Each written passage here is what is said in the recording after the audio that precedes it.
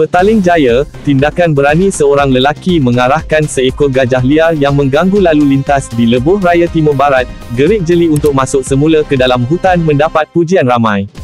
Menurut perkongsian di laman Facebook @apacerita, dia pada awalnya menyangka keadaan telah terkawal selepas melihat gajah itu berada di tepi jalan, namun, tidak lama selepas dia melepasi gajah berkenaan, ia kembali ke tengah jalan dan hampir menyerang sebuah kereta perodua aksia. Spontan tindakan saya terus menguatkan suara menyuruh dia masuk semula ke dalam hutan. Kalau ikutkan jarak saya dengan gajah pun tak jauh mana, katanya dalam hantaran tersebut. Tinjauan Kosmo. Di ruangan komen mendapati ramai netizen kagum dengan tindakan lelaki tersebut yang dianggap luar biasa.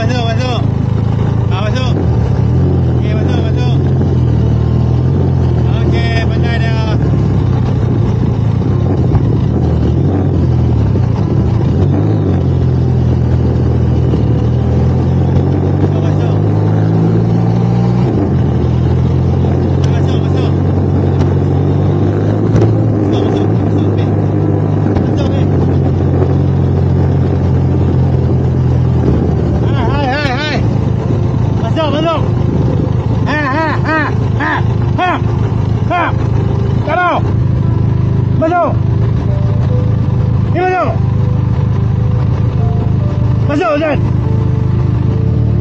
Mau. Ha. Ha. Tak mau tu.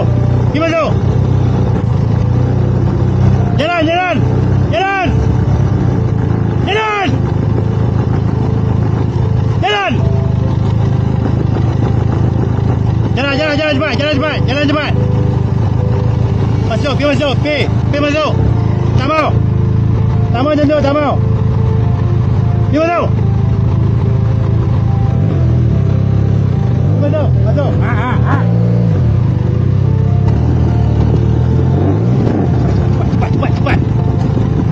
Cepat. Cepat. Pergi masuk. Tak mau. Duduk.